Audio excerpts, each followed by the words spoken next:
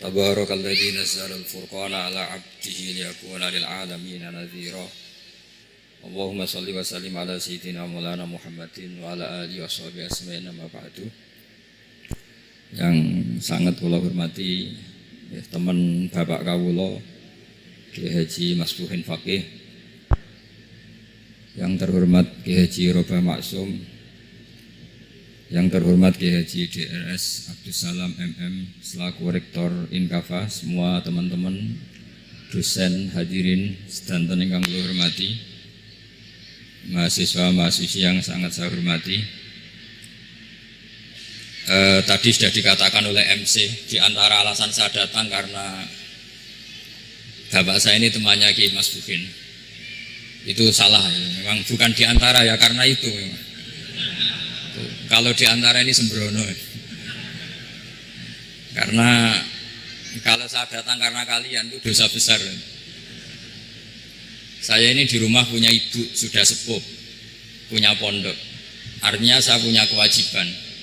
Secara fikih kewajiban itu hanya bisa digugurkan oleh wajibun a'dhamu minhu, oleh kewajiban yang lebih apa? Besar. Kayaknya kalau mahasiswa-mahasiswa di sini tidak cukup untuk mengganti kewajiban itu. Sehingga saya berkali-kali memaklumatkan diri, yang undang saya nggak pernah sepuh itu dosa. Karena menggugurkan kewajiban yang lebih apa? Besar. Jadi teorinya gampang. Kalau ngundang sampean itu mesti boleh karena nggak punya kewajiban. Jadi di rumah ya nggak punya pondok. Terus ibu sampean kalau sampean di rumah ya sumpek, bocah kok nganggur gitu.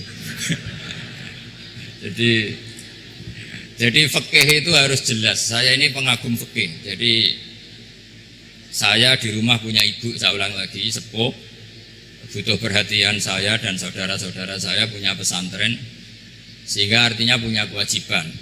Ini sekaligus maklumat bagi yang ingin undang supaya ngukur dosa ndak yang undang Gus itu. Bukan kebaikan atau ndak, tapi dosa apa enggak gitu.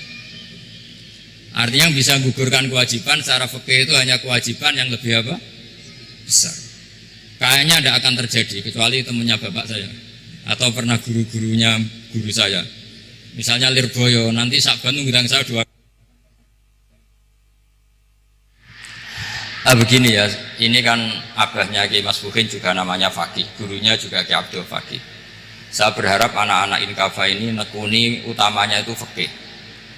Fikih itu penting sekali. Kata Sayyid Ali yang Shahibu Simtid Durar itu, wabihi qiwamus syariah, yang bisa mengawal syariat itu hanya fikih. Fikih itu ya kalau yang paling gampang untuk kita misalnya punya Fathul Qorib, Fathul Mu'in, Fathul Wahab. Tapi yang faham betul, mesti faham itu ngelotok setengah hafal. Jangan bawa kitabnya tok, sementing sekian semester terus selesai. Itu sama-sama dosa, itu dosennya ya dosa, mahasiswanya juga dosa.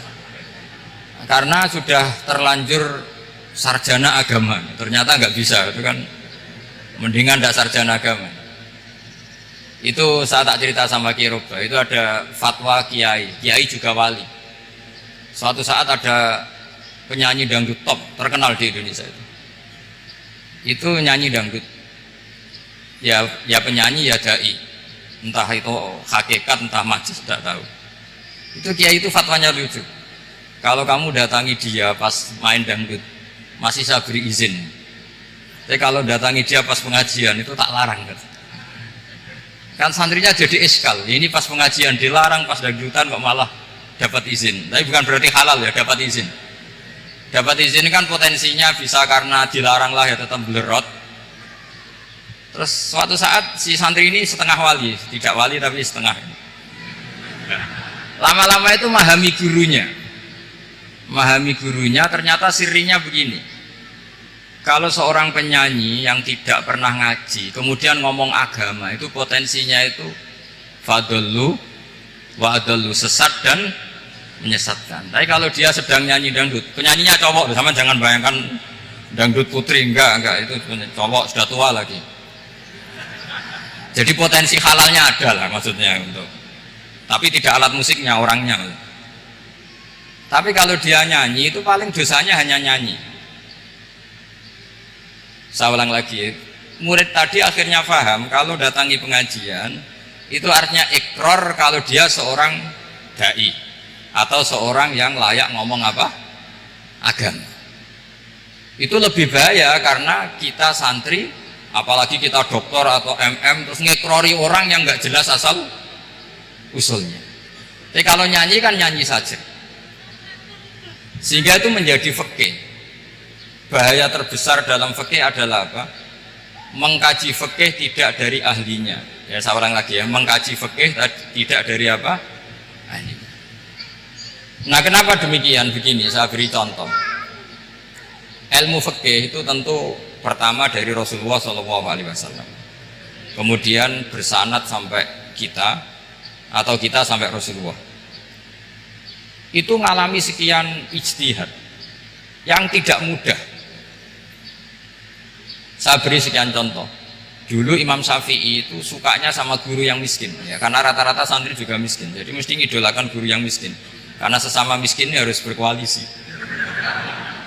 Tapi akhirnya gurunya Imam Syafi'i itu miskin sekali. Namanya Muslim bin Khalid Az-Zanji itu miskin, Sufyan As-Tsauri miskin, Sufyan bin Uyainah miskin. Setelah ngaji di Medina itu Imam Malik itu kaya. Pas itu Imam Malik sudah kaya. Setiap ketemu Imam Syafi'i dikasih uang. Sampai ketika Imam Malik itu bilang, kamu sudah alim, ilmu saya sudah habis, kamu ngaji sama yang lain. Sama siapa? Kata Imam Malik, orang yang sealim saya sudah meninggal, namanya Abu Hanifah. Tapi dia punya murid namanya Muhammad bin Hasan Asy-Syaibani. Kamu ke sana. Terus Imam Malik datang ke Baqi. Dulu Baqi itu pasar rental, ya Grab lah kira-kira sekarang itu. Mengumumkan siapa kafilah yang mau ke Irak. Kita ya Imam Malik, dibayari sama Imam Malik. Ini yang antar ke Irak, ke Muhammad bin Hasan Asy-Syaibani. Imam Malik mulai ngeper. Guru saya yang miskin tidak pernah nyangoni, guru-guru saya yang kaya sering nyangoni. Mulai memasalahkan kiai miskin gitu, kira-kira seperti itu, mulai masalah gitu. Setelah datang ke Irak di Muhammad bin Hasan Asy-Syaibani itu si Muhammad bin Hasan Asy-Syaibani itu kalau ngitung uang itu di meja tamu. Jadi punya emas lantaan, punya uang, kira-kira kalau Indonesia punya rupiah, punya dolar, dihitung itu di ruang tamu. Kata Imam Syafi'i, saya dengan Imam Malik saja nggak serik, ini lebih kedonyan lagi kiai. Ngitung uang itu di ruang tamu. Terus akhirnya si Muhammad bin Hasan Asy-Syaibani ini ahlul usul, dia pakar usul. Kamu heran sama saya? Iya, kiai kok kedunyan, dia ngomong. Tapi kata Muhammad bin Hasan Asy-Syaibani, kalau kiai tidak boleh kaya, ini tak kayak wong fasik, dan gue demenan, gue mabuk. Oh jangan, nanti dipakai maksiat. Penjenengan mawon kersane digitu, berarti kiai oleh sugih, mun pun angsal-angsal. Semenjak itu jadi satu fikih bagi Imam Syafi'i. Ternyata kalau mengharamkan kiai sugih berarti membolehkan yang fasik sugih. Kalau yang fasik sugih bisa dipakai i'anah alal maksiyah. Semenjak itu mindset pikiran Imam Syafi'i rubah. Saking rubahnya sampai beliau berpendapat orang bisa beli Alphard, kok beli carry itu haram. Bisa jadi bupati kayak Pak Roba, kok jadi RT haram. Pokoknya gitu. Bisa keren Kak Gus Bak, kok jadi orang pendengar haram. Pokoknya haram terus. Karena dalil beliau al-Islam ya'lu wala ilaha. Coba sampean ridho misalnya jadi orang Gresik dipimpin orang yang nggak sholat, ridho ndak? Ndak. Atau sholat tapi nggak bisa ngaji, ridho ndak? Ketika yang bisa ngaji berpotensi jadi buka, terus keterusan. Karena Imam Syafi'i keterusan, ya umatnya keterusan. Akhirnya orang-orang Syafi'i itu politikus rata-rata. Ya, makanya sama jangan kaget sama Baruba. Kakak saya wakil bupati dulu. Putranya Mbah Mun ada yang wakil apa? Gubernur. Dulu Gus Wahid yang menteri agama. Itu asal usul dari perubahan fikih, mindset, cara berpikir Imam siapa? Syafi'i. Jadi dulu itu fikih ditemukan itu jelimet, ada perdebatan. Itu tidak hanya pada level ulama, pada level Nabi pun ada perdebatan. Jadi jangan kira Nabi itu tidak debat, ya debat. Nabi itu asal seangkatan itu mesti debat, termasuk debat dengan malaikat. Jadi kalau perlu ya debat sama apa? Karena malaikat itu kan lugu itu gak iso mikir. Karena kalau malaikat iso mikir bisa jadi rektor. Nanti kasihan Pak Salam. Malaikat nggak boleh jadi rektor. Malaikat Israel itu nggak tahu etika. Jadi beliau ketika mau membunuh, mencabut nyawanya Ibrahim datang, ya Ibrahim saya ini disuruh nyabut nyawa kamu. Kata Ibrahim, wah kamu itu pasti salah. Kamu tahu saya siapa? Saya ini Khalilur Rahman, kekasih Allah. Masa kekasih membunuh yang dikasih? Ini nggak benar, logika itu nggak benar. Pasti kamu salah. Karena Israel itu tidak bisa debat. Ketika ditanya, hal ra'aita khalilan yumitu khalilah, masa kekasih membunuh yang dikasih? Saya ini Khalilur Rahman. Masa Allah mencintai saya kemudian membunuh saya? Itu logika agak benar. Tidak, keliru, kamu itu keliru. Israel akhirnya terbang lagi. Ya Allah, katanya logika saya ini salah. Karena masa kekasih membunuh yang dikasih? Karena Israel nggak pernah sekolah, nggak pernah sekolah, nggak bisa dia jawab. Akhirnya diajarin Allah. Ya kamu bilang gini ke Ibrahim. Hal ra'aita khalilan yakrahu ayyalqa khalilah. Masa kekasih tidak siap ketemu yang dikasih? Dibalik logikanya. Akhirnya datang lagi ke Israel, kata Allah begini, masa jenengan kekasihnya tidak siap ketemu yang kau kasih? Oh ya ya oke, mati gak apa-apa. Jadi ilmu itu ngalamin perdebatan. Jadi saya datang murni karena Kiai Mas Bukin, bukan karena MC. Itu dosa besar kalau saya datang karena MC. Karena saya punya kewajiban yang lebih besar. Jadi yang bisa mengalahkan adalah a'dzuma minhu, yang super besar kira-kira. Karena jelas ada riwayat inna min abaril birri silatar rajuli ahla wuddi abi. Ya, inna min abaril birri silatar rajul ahla wuddi abi. Di antara kebaikan yang sangat baik adalah seseorang menyambung teman bapaknya. Padahal sampean kan nggak mungkin teman bapak saya. Teman saya aja nggak mungkin, nggak level apalagi bapak saya kan. Jadi malah mukhal itu. Jadi ilmu itu harus mengalami satu gesekan karena logika itu bisa dibalik. Nah karena ilmu itu mengalami satu gesekan, satu logika yang bisa kayak iya kayak enggak. Sehingga jargon di dunia ijtihad itu begini. Ra'yuna shawabun yahtamilul khata' wa ra'yuka khata'un yahtamilus shawab. Pendapat saya benar tapi mungkin salah. Tapi pendapat kamu taruhannya salah dulu tapi ya mungkin benar. Jadi mustahid, kalau ketemu mustahid itu lucu. Ngomongnya itu ra'yuna shawabun yahtamilul khata'. Pendapat saya tarifnya benar dulu tapi ya mungkin salah. Kalau pendapat kamu salah tapi ya mungkin benar atau mungkin bisa salah, ya tidak tahu, pokoknya mungkin benar. Nah kenapa demikian? Begini, di luar masalah tauhid, saya ulang lagi, di luar masalah tauhid itu tentu ada masalah-masalah yang sifatnya ijtihadiyah. Ya saya ulang lagi, yang sifatnya apa? Ijtihadiyah. Dan ijtihadiyah ini nggak pernah selesai karena muqtadul hal, konteks kesejarahan maupun konteks kesempatan itu tidak sama. Dulu kiai-kiai itu ngaramkan dasi, ngaramkan celana karena yang celananan yang dasinan itu penjajah. Jika mantasabbaha biqaumin fahuwa apa? Minhu. Tapi lama-lama kiai-kiai itu ya pakai dasi, pakai celana. Ya karena dianggap sudah tidak mantasabbaha apa? Biqaumin fahuwa apa? Minhu. Ini ngalami pergeseran. Semua ijtihad itu mengalami pergeseran. Lalu pertanyaannya begini, lalu ijtihad apa Gus yang permanen? Yang permanen itu ya ijtihad dengan alatul ijtihad, dengan alat-alat apa? Ijtihad. Saya beri contoh misalnya begini. Nabi Musa itu yang mengalami ijtihad. Kata beliau karena kangen Allah, itu ingin melihat Allah karena kangen. Rabbi arini anzur ilai. Qala lan tarani walakin anzur ilal jabal. Ya sudah, namanya orang kangen ya ingin melihat, ya sudah gitu aja. Sehingga ahli ilmu kalam itu berdebat. Kalau kata ahli sunnah, karena Nabi Musa minta ingin melihat Allah, berarti melihat Allah itu jaiz, mungkin. Karena Nabi gak boleh bodoh meminta sesuatu yang hal. Maka antipatinya ahli sunnah terhadap pendapat Mu'tazilah itu antipati. Karena menurut pendapat Mu'tazilah Allah itu qadim, Allah itu laisa kamitslihi syai'un, sehingga gak bisa dilihat. Pertanyaannya adalah berarti Nabi Musa meminta sesuatu yang hal. Itu bodoh sekali sampai nggak tahu mana muhal, mana apa jaiz. Makanya kata Imam Ghazali, masa Nabi Musa yang nabi nggak tahu kalau melihat Allah itu muhal, sampai minta berarti nganggap itu jaiz atau boleh. Itu cara pandang orang-orang ahli sunnah apa wal jamaah.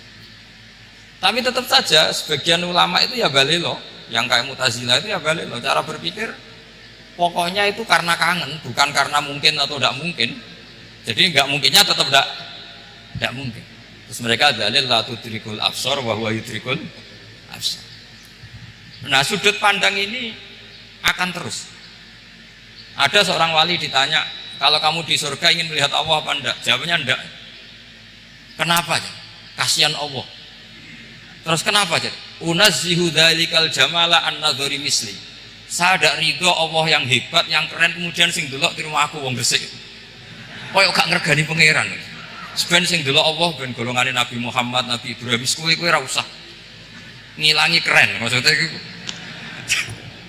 Jadi ada ulama itu jadi wali kalau sholat itu karena di soft belakang. Tapi jangan ditiru. Itu kan nggak lazim ya. Lazimnya kan afdhalus sufuf as-saful awal. Ketika ditanya, kenapa kamu kalau sholat di belakang? Cek GR koyok wani suwan pangeran gue ngarep. Aku sungkan berarti gue gurih. Kalau sampean kan karena malas, bukan karena sungkan. Jadi itu artinya rasa ya. Makanya nggak bisa, nggak ada ijtihad itu tidak mungkin karena perasaannya orang itu beda-beda. Itu Sayyid Abdul Al-Haddad itu kalau ngendikan masyhur, man da'a li dzalimin bil baqa faqad ahabba ayyusawwa fi ardi. Orang yang mendoakan orang fasik masih hidup, gak mati-mati, itu berarti suka kalau Allah dimaksiati di buminya. Wong fasik kelakuannya rak maksiat, nak mbok dongakno mari, itu berarti kamu ingin Allah didurakani terus menerus karena si fasik masih hidup.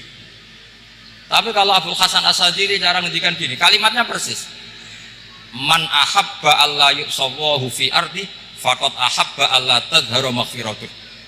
Orang yang ingin dunia ini steril gak ada maksiat, maka sama saja berkeinginan tidak melihat luasnya maghfirahnya Allah. Sama-sama wali besar, tapi cara pandang hubungannya dengan Allah seperti itu. Jadi mau tidak mau, ijtihad itu mau tidak mau. Makanya tidak usah dipertentangkan misalnya cara berpakaian, cara apa, yang penting sesuai aturan Islam ya sudah. Karena ini urusan rasa. Urusan apa? Rasa. Itu Syekh Hasan Basri itu sering jagungan sama Robiah Hadawiyah. Itu secara fikih salah. Tapi pas itu ulama fikih ditanya, kenapa Anda tidak komentar terhadap dua wali besar yang sering ketemu?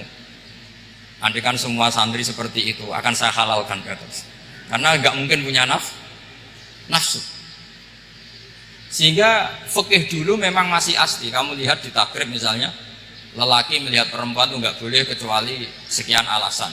Termasuk boleh itu ditaklim karena mengajar atau lil muamalah. Ini yang mulai masalah. Ada warung kopi, penjaganya cantik, santri-santri ngopi. Ini lil muamalah. Itu kan kasus itu. Mau disalahkan itu ada takbirnya. Mau dibenarkan ini jelas fasik kan, jelas fasik. Maksudnya sudah fasik sebelum itu ditambah itu, jadi fasiknya permanen.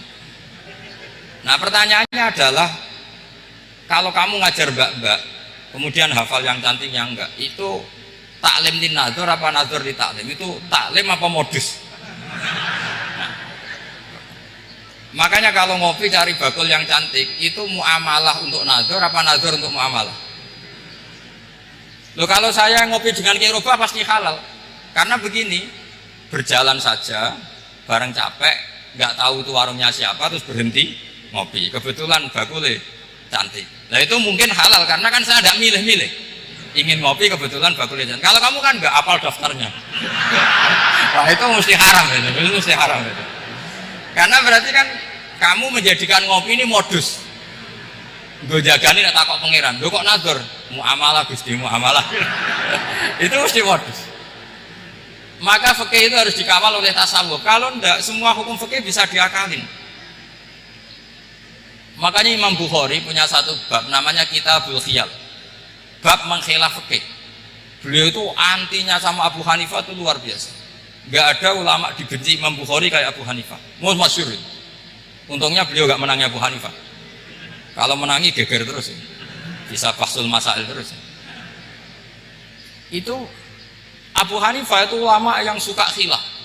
Khilah itu ngerekayasa hukum.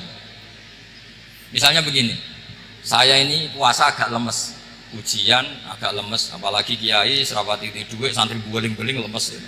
Apa mangan itu kan, poso-poso kok mangan kan gak keren. Supaya saya bisa makan dan halal, saya bisa ngajak kiai Robai ya jalan-jalan, jalan-jalan nyari yang jarak 2 marhalah, ya sudah, terus bisa makan. Kalau ditanya Allah kok makan, musafir.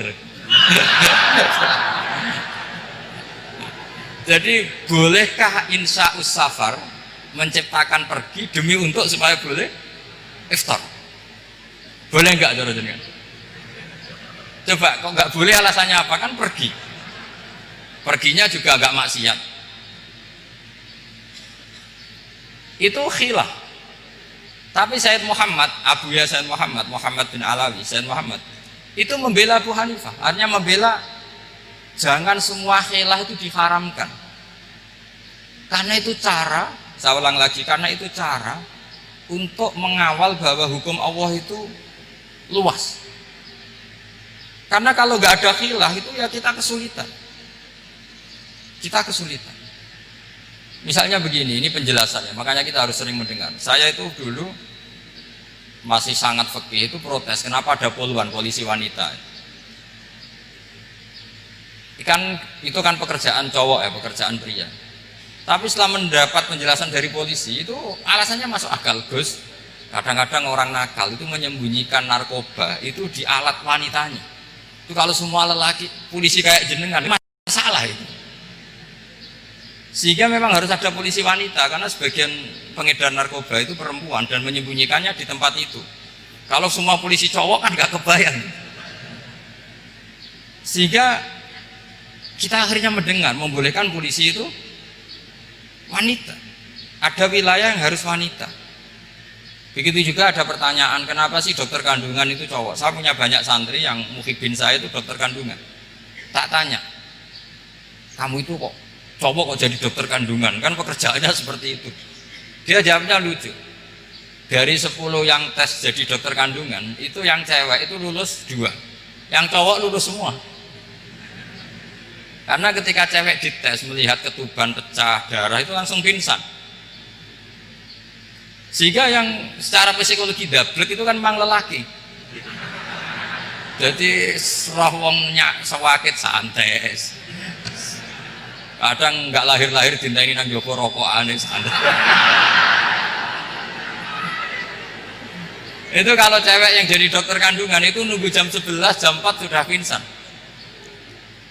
Nah ini cerita, bukan berarti saya menghalalkan, enggak. Kita harus mendengar, saya ulang lagi, kita harus apa? Dan itu setelah mendengar itu nanti jadi disiplin ilmu, yaitu namanya fikih. Saya berkali-kali cerita di mana-mana cerita, fikih itu harus dievaluasi karena ini masalah furu'iyah. Saya berkali-kali cerita di mana-mana cerita. Hukum berteman orang fasik gimana? Pasti orang jawab haram karena takut ketularan orang fasik. Tapi kalau dibalik, hukumnya bina orang fasik gimana? Ya baik, umatnya Nabi bisa bina kalau berteman. Kamu bisa bina orang fasik tanpa berteman? Gak bisa. Jadi kalau dibalik, hukum berteman orang fasik gimana? Haram. Hukumnya bina orang fasik baik, bisa bina kalau berteman. Berarti berteman orang fasik ya terus nanti pada level lapangan sih gampang. Kalau yang soleh membina yang fasik dan yang fasik ketularan yang soleh, maka ternyata baik. Kalau yang soleh ketularan fasik ya berarti ternyata buruk. Tapi kan hukum masa nunggu kenyataan, kan jadi ya hukum. Di mana-mana hukum itu kan ada asumsi, karena ini masalah ijtihad. Nah itu yang dilakukan para ulama kita. Jadi sampean harus mengkaji fikih secara detail karena tidak hanya kita yang khilaf. Nabi-nabi juga khilaf dalam menentukan dakwah ilallah. Wali-wali kita kayak Abdul Hasan Asyadili sama Sayyid Abdul Al-Haddad itu juga khilaf. Imam Ghazali ya khilaf. Imam Suyuti itu kalau ketemu Al-Qastolani itu saling nggak nanya, saking nggak cocoknya, masyhur itu. Jadi ulama ya ora cocok. Bedanya nak saiki perkara partai. Kalau orang dulu enggak, karena pakai asumsi, karena memang susah. Nggak misalnya memang tak bedai, tak beri yang nggak misalnya ada orang rukuk kemudian ngentut, itu sholatnya batal apa enggak? Enggak, jawab saja. Enggak, orang sholat kemudian pas rukuk kentut atau kelihatan auratnya, sholatnya batal apa enggak? Batal. Lah itu kelirunya sampean, itu salah dosennya mesti itu. Pertanyaannya gini, yang dikatakan sholat itu kan aqwalun wa af'alun muftatahatun bitakbir muftatamatun bitaslim. Lalu ketika sampai rukuk apa sudah namanya sholat? Jika kamu katakan batal, namanya sholat aja belum kok sudah kamu katakan batal.